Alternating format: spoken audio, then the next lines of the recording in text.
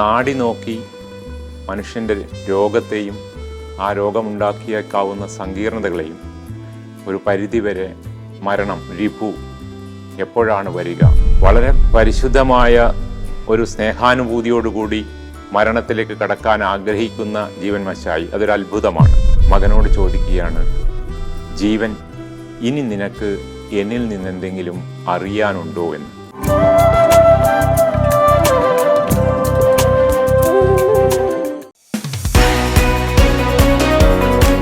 വായനാ ജീവിതത്തിൽ പലതരം അനുഭവങ്ങളിലൂടെ കടന്നുപോയിട്ടുണ്ട്. പല വിഖ്യാത കൃതികളും ജീവിതത്തെക്കുറിച്ചുള്ള ആഴം മനസ്സിലാക്കാനും ജീവിതത്തെയും പ്രപഞ്ചത്തെയും സമഗ്രാവസ്ഥയിൽ ഉൾക്കൊള്ളാനും ഒക്കെ സഹായിച്ചിട്ടുണ്ട്. മറക്കാത്ത അനുഭവങ്ങളായി കൃതികൾ തന്ന കഥാസന്ദർഭങ്ങൾ മനസ്സിലിങ്ങനെ അടിഞ്ഞുകൂടി കിടപ്പുമുണ്ട്. ലോകസാഹിത്യത്തിലെ ക്ലാസിക്കുകൾ എന്ന് പറയുന്ന പല കൃതികളും വായിച്ചിട്ടുണ്ട്. പക്ഷെ അപ്പോഴൊക്കെ മനസ്സിലിപ്പോഴും ഏറ്റവും പ്രിയപ്പെട്ട പുസ്തകം ഏത് എന്ന് ചോദിച്ചു കഴിഞ്ഞാൽ, ഏറ്റവും അർത്ഥവത്തായ ഒരു വായന ഏതെന്ന് ചോദിച്ചു കഴിഞ്ഞാൽ എൻ്റെ മനസ്സിലേക്ക് ഇപ്പോഴും വരുന്നത് താരാശങ്കറിൻ്റെ ആരോഗ്യനികേതനം എന്ന ബംഗാളി നോവലാണ്. ലോക ക്ലാസിക്കുകളിൽ ഒന്നായി തന്നെ ഞാനതിനെ കണക്കാക്കാറുമുണ്ട്. അത് അടിസ്ഥാനപരമായി മനുഷ്യൻ്റെ ഏറ്റവും വലിയ അന്വേഷണത്തിൻ്റെ കഥയാണ് പറയുന്നത്. എന്താണ് മരണം? മരണത്തെ എങ്ങനെയാണ് നമ്മൾ മനസ്സിലാക്കിയെടുക്കുക? ഒരുപക്ഷെ ലോകമുണ്ടായ കാലം തൊട്ട് ഇന്ന് വരെ എല്ലാ തരത്തിലുള്ള മനുഷ്യാന്വേഷണങ്ങളും അത് മരണത്തെക്കുറിച്ചുള്ള ഒടുങ്ങാത്ത ആദിയായിട്ടാണ് നമ്മൾ കണക്കാക്കപ്പെടുന്നത്. ആരോഗ്യനികേതനം വായിച്ചതിന് ശേഷം അത് എന്നെ മരണവുമായി ഏതെല്ലാം തലത്തിൽ ബന്ധപ്പെടുത്തി എന്ന് കരുതാനാണ് എനിക്കിഷ്ടം. ഈ ആരോഗ്യനികേതനം എന്ന കൃതി ബംഗാളിലെ ഒരു മശായി കുടുംബത്തിൻ്റെ കഥയാണ് പറയുന്നത്. നാടി നോക്കി മനുഷ്യൻ്റെ രോഗത്തെയും ആ രോഗമുണ്ടാക്കിയേക്കാവുന്ന സങ്കീർണതകളെയും ഒരു പരിധിവരെ മരണം രിപു എപ്പോഴാണ് വരിക, അല്ലെങ്കിൽ എത്ര കാലം ഈ ജീവൻ നിലനിൽക്കാൻ കഴിയും എന്ന് കണ്ടെത്താൻ കഴിയുന്ന അപൂർവ സിദ്ധിയുള്ള ഒരു ആയുർവേദ കുടുംബത്തിൻ്റെ കഥയായാണ് വിഭൂതിഭൂഷൺ ഇതിനെ സങ്കല്പിച്ചെടുത്തിരിക്കുന്നത്. ജീവൻ മശായി എന്ന് പറയുന്ന മുഖ്യ കഥാപാത്രത്തിൻ്റെ ഒരു ആത്മകഥാംശമുള്ള ഒരു നോവൽ. ജീവൻ മശായി ജഗത്ബന്ധു മശായി എന്ന് പറയുന്ന വലിയൊരു വൈദ്യൻ്റെ, നാഡീ ചികിത്സകൻ്റെ മകനാണ്.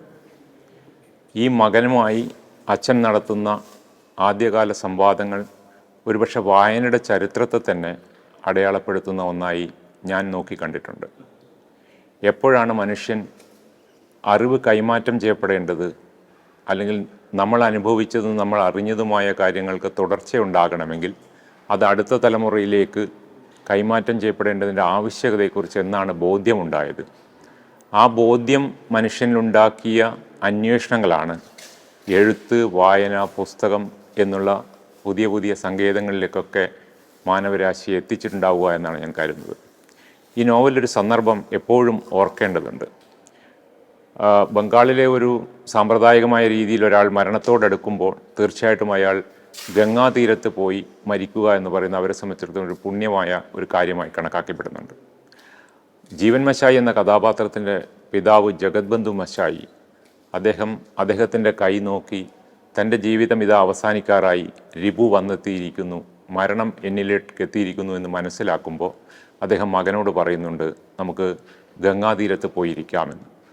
അങ്ങനെ ഗംഗാതീരത്ത് പോയി അച്ഛനും മകനും അവിടെ ഇരിക്കുകയാണ്. ജഗത്ബന്ധു മശായി പിന്നെയും പിന്നെയും മരണം അടുത്തു വന്നു എന്ന് മനസ്സിലാക്കിയപ്പോൾ മകനോട് ചോദിക്കുകയാണ്, ജീവൻ ഇനി നിനക്ക് എന്നിൽ നിന്നെന്തെങ്കിലും അറിയാനുണ്ടോ എന്ന്.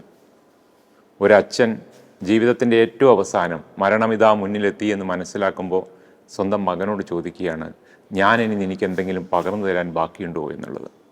ഒരുപക്ഷെ മനുഷ്യകുലത്തിൽ എന്നോ മനുഷ്യർ ഒരു തലമുറ മറ്റൊരു തലമുറയോട് ഞാനിതാ ഇല്ലാതാവാൻ പോകുന്നു, ഇനി എന്നിൽ നിന്ന് നിനക്ക് എന്താണ് പകർന്നു തരാൻ കഴിയുക എന്നൊരു അന്വേഷണം മസ്തിഷ്കം നിശ്ചലമാകുമ്പോൾ അതിലൂടെ മറ്റൊരു തലമുറയ്ക്ക് കൊടുക്കുവാൻ കഴിയുന്ന അറിവ് പങ്കിടേണ്ടതുണ്ട് എന്നുള്ള ബോധ്യം അപ്പോൾ അതാണ് ഈ നോവലിലെ ഏറ്റവും പ്രധാനപ്പെട്ട ഒന്നായി ഞാൻ കാണുന്ന ഒരു കാര്യം. മനുഷ്യന് ഇല്ലാതാവുമ്പോൾ നമ്മുടെ അറിവും അനുഭവവും അടുത്ത തലമുറയിലേക്ക് പകർന്നു കൊടുക്കേണ്ടതുണ്ട് എന്ന തോന്നൽ ഈ കഥാപാത്രങ്ങളുടെ ഈ ഗംഗാതീരത്തെ സംഭാഷണ സന്ദർഭത്തിൽ നിന്ന് നമുക്ക് വല്ലാതെ ആദിയോടുകൂടി മനസ്സിലാക്കാൻ കഴിയും. അടിസ്ഥാനപരമായി ഈ ആരോഗ്യനികേതനം എന്ന് പറയുന്ന നോവൽ രണ്ട് തരം ചികിത്സാ രീതികൾ തമ്മിലുള്ളൊരു സംഘട്ടനമായിട്ട് വായിച്ചെടുക്കാൻ പറ്റും. ജീവൻ മശായി എന്ന് പറയുന്ന കഥാപാത്രം പോലും പരമ്പരാഗതമായ തൻ്റെ കുലത്തൊഴിലായ ആയുർവേദ നാഡീ ചികിത്സയോട് അത്രയൊന്നും ചേർന്ന് നിൽക്കണമെന്ന് ആഗ്രഹിക്കാതെ ഇംഗ്ലീഷ് മെഡിസിൻ പഠിക്കാൻ പോവുകയും അവിടെ വെച്ച് ഒരു പ്രണയത്തിലേർപ്പെടുകയും ആ പ്രണയ നൈരാശ്യത്തോടു കൂടി തിരിച്ചെത്തേണ്ടി വന്നപ്പോൾ വീണ്ടും ആയുർവേദം അച്ഛൻ്റെ നിർബന്ധത്താൽ ആയുർവേദ പരിശീലനത്തിന് നിർബന്ധിതനായി നാഡീ ചികിത്സകനായതാണ്. ഈ നാഡീ ചികിത്സകൻ നാട്ടിലേക്ക് തിരിച്ചു വന്ന് അദ്ദേഹത്തിൻ്റെ അച്ഛൻ്റെ പരമ്പരാഗത വൈദ്യശാലയ്ക്ക് ആരോഗ്യനികേതനം എന്ന പേരിട്ട് അതിന് തുടർച്ച ഉണ്ടാക്കാൻ നോക്കുമ്പോൾ അപ്പോഴേക്കും കാലം മാറുകയും മോഡേൺ മെഡിസിൻ്റെ ഡോക്ടർമാർ ആ ഗ്രാമത്തിൽ വരികയും അവരുടെ ചികിത്സ വരികയും ജനങ്ങൾക്കിടയിൽ ഏത് ചികിത്സയാണ് നല്ലത് എന്ന് പറയുന്ന ഒരു മത്സരം ഉണ്ടാവുകയൊക്കെ ചെയ്യുകയാണ്. രണ്ട് തരം വൈദ്യശാസ്ത്രങ്ങൾ തമ്മിലുള്ള ഒരു ഏറ്റുമുട്ടൽ, ആയുർവേദ ചികിത്സകനായ ജീവൻ മശായിയും മോഡേൺ മെഡിസിൻ പ്രാക്ടീസ് ചെയ്യുന്ന ഡോക്ടറും തമ്മിലുള്ള ഒരു സംഘട്ടനം, ആശയപരമായൊരു സംഘട്ടനം പോലും ഇതിനകത്ത് വരുന്നുണ്ട്. ഈ സംഘട്ടനം വലിയ രീതിയിൽ മനുഷ്യ ശരീരവും മനുഷ്യൻ്റെ മനസ്സും മനുഷ്യ ശരീരത്തെ മനസ്സിലാക്കുന്ന രീതികളും തമ്മിലുള്ളൊരു സംഘട്ടനമായിട്ട് മാറുകയാണ്. അത് ഇത്രയും ഭംഗിയായിട്ട് മറ്റൊരു നോവലിൽ നമുക്ക് കാണാൻ കഴിയില്ല. അതുപോലെ തന്നെ അടിസ്ഥാനപരമായി മനുഷ്യ ശരീരം മനുഷ്യൻ്റെ മരണബോധത്തിലുണ്ടാക്കുന്ന ഓരോ തരത്തിലുള്ള ആദികൾ, ഓരോ തരത്തിലുള്ള അന്വേഷണങ്ങൾ എങ്ങനെയാണെന്ന് മനസ്സിലാക്കുകയാണ്. ഒരാൾക്ക്, ഒരു വൈദ്യന് മരണം തിരിച്ചറിയാൻ കഴിയുക എന്ന് പറയുന്നത് എത്രമാത്രം ക്ലേശകരമായ ഒരു കാര്യമാണെന്ന് ജീവൻ മശായിയുടെ സ്വന്തം അനുഭവത്തിലൂടെ ഈ നോവൽ പറഞ്ഞു തരികയാണ്. മകൻ്റെ കൈപിടിച്ച് നോക്കുമ്പോൾ അവനിലേക്ക് മരണം കടന്നു വരുന്നത് മനസ്സിലാക്കുമ്പോൾ ഏറ്റവും ഒടുക്കം സ്വന്തം മരണം സ്വന്തം കൈകൊണ്ട് തിരിച്ചറിയുമ്പോഴുണ്ടാകുന്ന ആ മാനസികാവസ്ഥ, വളരെ പരിശുദ്ധമായ ഒരു സ്നേഹാനുഭൂതിയോടുകൂടി മരണത്തിലേക്ക് കടക്കാൻ ആഗ്രഹിക്കുന്ന ജീവൻ മശായി, അതൊരു അത്ഭുതമാണ്. എങ്ങനെയാണ് മരണത്തെ സ്വീകരിക്കേണ്ടത് എന്ന ഒരു തിരിച്ചറിവ്, എങ്ങനെയാണ് അതിനെ ഉൾക്കൊള്ളേണ്ടത് എന്ന തിരിച്ചറിവ്, അടിസ്ഥാനപരമായി നമ്മുടെ എല്ലാം ജീവിതം മരണത്തിലേക്കുള്ള ഒരു യാത്രയാണ് എന്ന് പറയുന്ന ഒരു ദാർശനികമായ ഒരു കാഴ്ചപ്പാട് മുന്നോട്ട് വയ്ക്കുമ്പോഴും അതിനെ വ്യക്തിഗതമായ സ്വകാര്യാനുഭവം എന്ന രീതിയിൽ ഓരോ മനുഷ്യരും കാണുന്ന രീതി, എത്രയെത്ര ക്ലേശങ്ങളിലൂടെയാണ് മരണത്തിലേക്ക് കടന്നു പോകേണ്ടി വരിക എന്ന തോന്നൽ പല കഥാപാത്രങ്ങളെ ഉണ്ടാക്കിയാണ്.